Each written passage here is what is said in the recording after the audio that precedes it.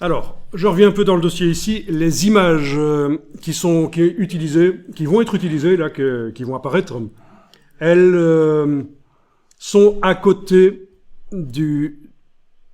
dans le même dossier que le fichier PSD et que la base de données. C'est une facilité, parce que si vous ne faites pas ça, quand vous allez faire le système de générateur de documents sur base des valeurs CSV, vous allez devoir indiquer le chemin complet, ce qu'on appelle le chemin absolu. Tandis qu'ici, ça peut être un chemin relatif, donc c'est beaucoup plus simple. Donc c'est vraiment la simplicité, c'est de ne pas commencer à mettre les images dans un dossier à elles, mais plutôt, si on veut se faciliter les choses, de les mettre à côté du fichier PSD et du fichier CSV. Alors ici, on va aller dans le menu Images, Variables. Alors vous avez deux choses, définir et ensemble de données. Définir, les variables ont déjà été définies. Ça veut dire que les calques, j'ai déjà indiqué que je vais modifier le contenu. Photoshop va devoir modifier le contenu des 4 calques, pas l'arrière-plan bien sûr, mais les 4 calques du dessus, ça a été défini comme variable. Donc nous, on va ici aller dans ensemble de données. Voilà. Est-ce que vous voyez déjà que ça change? Il y a quelque chose qui a changé? Ok, ici vous retrouvez les deux choses, la définition des variables et l'ensemble de données, donc c'est un peu bête parce que c'était déjà dans le menu, mais on peut encore changer ici. Alors, ceux qui ne voient pas apparaître le tigre, tout le monde voit apparaître le tigre quand vous avez fait ça, sinon il va falloir importer le fichier CSV en faisant importer ici, en allant chercher, sélectionner un fichier, vous allez chercher là où il se trouve le CSV.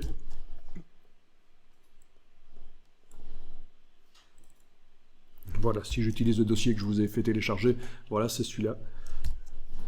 Ouvrir. Voilà. Alors, il vaut mieux mettre le codage UTF-8, qui est le codage habituel du texte ici en Europe. Voilà. Remplacer les ensembles de données existants aussi, c'est pas mal. OK.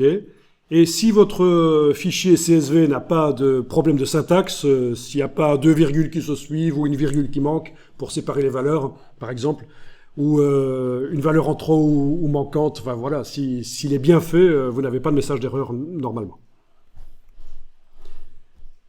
Alors, vous allez juste ici utiliser les flèches pour passer d'un ensemble de variables à un autre, un ensemble de données à un autre, parce que bon, pour l'instant, vous avez vos variables ici indiquées animal, décor, descriptif, nom, c'est la même chose que les calques. Et vous voyez ce qui est indiqué dans le fichier CSV, ça doit utiliser l'image qui s'appelle tigreanimal.jpg, tigredécor.jpg, la description, le tigre, virgule, animal qui vit en Inde, le nom, le tigre, voilà, ça c'est un ensemble de données. Et on a fait des variables qui ont le même nom que le calque, comme ça c'est plus simple, sinon on ne s'y retrouve pas. Et alors vous allez cliquer là-dessus par exemple et vous voyez qu'on a toujours les mêmes variables, toujours qui visent les mêmes calques, mais oui, et ici ça ne le fait pas. Non, je suis au mauvais endroit, idiot. C'était là que je devais aller. Voilà. À force de zoomer, je ne sais plus où je clique. Voilà, donc en cliquant à cet endroit-ci, vous passez d'un ensemble de données à un autre. Donc là c'est le canard comme on voit.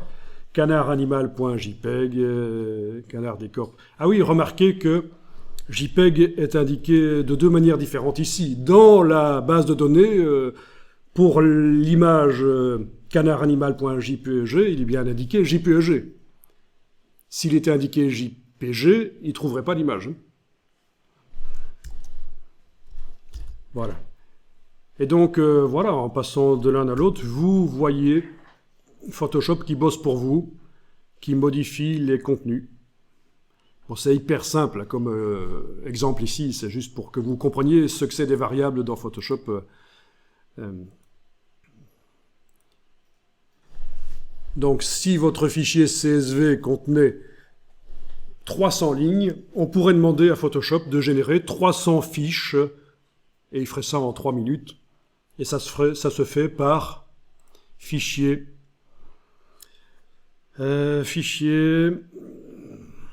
Oui, fichier quoi?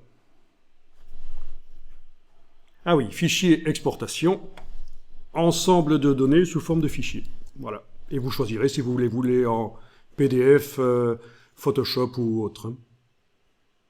PDF, c'est bien.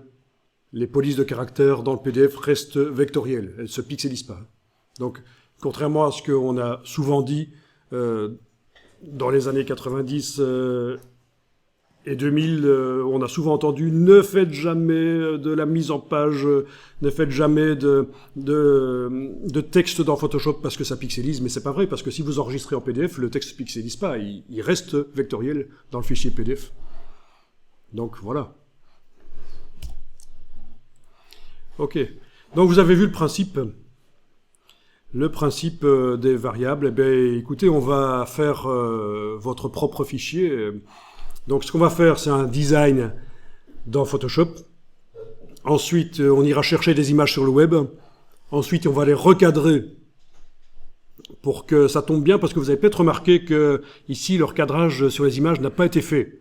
On a gardé le format original de l'image, il n'y a pas de recadrage. Donc ce sont des images qui viennent du web, hein, le canard, le tigre, tout ça, et ça n'a pas été retravaillé. Et donc, vous avez peut-être remarqué que parfois ça foire. Voilà, c'est foireux comme cadrage de la tête du canard, là.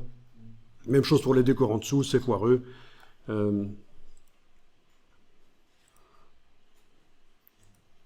Voilà, là c'est foireux comme... Bon, donc il n'y a pas eu la phase de recadrage, et nous on va la faire. Hein, et on va scripter ça pour que ce soit plus rapide. Vous allez voir, ça va être assez intéressant.